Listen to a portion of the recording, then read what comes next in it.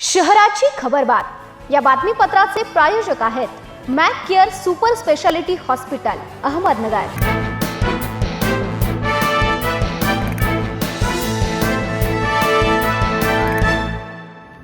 नमस्कार, मी साक्षी न्यूज 24 सह्याद्रीमध्ये तुमचं स्वागत। पाहूया अहिल्यानगर शहरातील महत्त्वपूर्ण बातम्यांचा आढावा शहराची खबरबातमध्ये। विद्यार्थ्यांची सक्षम पिढी घडवण्यासाठी कौशल्य आणि योग्यता गरजेची आहे। आजच्या काळात शैक्षणिक पात्रता आणि जीवन कौशल्य महत्त्वाचं झालं आहे।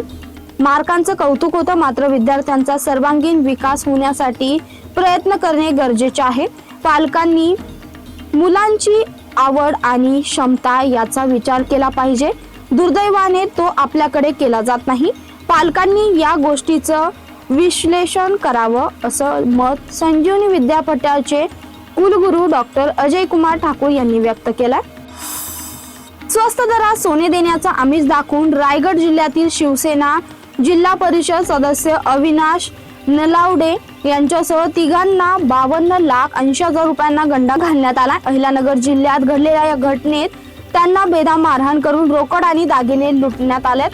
नगर तालुका पोलिसांनी 14 जणांविरुद्ध दरोड्याचा गुन्हा दाखल केला असून तपास सुरू आहे।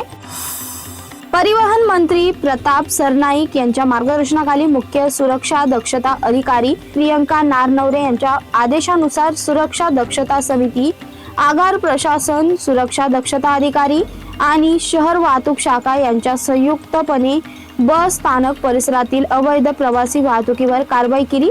या कारवाईत सुरक्षा व दक्षता अधिकारी धर्मराज पाटील, तारकपूर आगाराचे व्यवस्थापक अभिजित चौधरी, एसटीचे वाहतूक निरीक्षक अधिकारी आणि कर्मचारी सहभागी होते। राज्य वस्तू व सेवा कर विभागातील एका कर्मचाऱ्यावर सुमारे 3,87,11,859 रुपयांचा शासकीय निधीचा अपहार केल्याचा गंभीर आरोप आहे। या प्रकरणी प्रकाश लक्ष्मण चव्हाण यांच्या विरुद्ध भिंगार कॅम्प पोलीस ठाण्यात विविध कलमान्वये गुन्हे दाखल करण्यात आलेत। या घटनेमुळे प्रशासकीय वर्तुळात खळबळ उडाली आहे।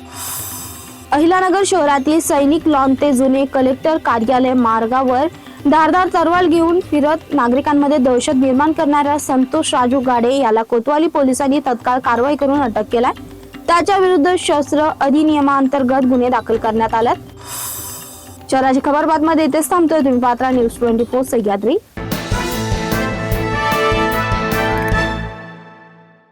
या बातमीपत्राचे प्रायोजक होते Mac care super speciality hospital Ahmednagar.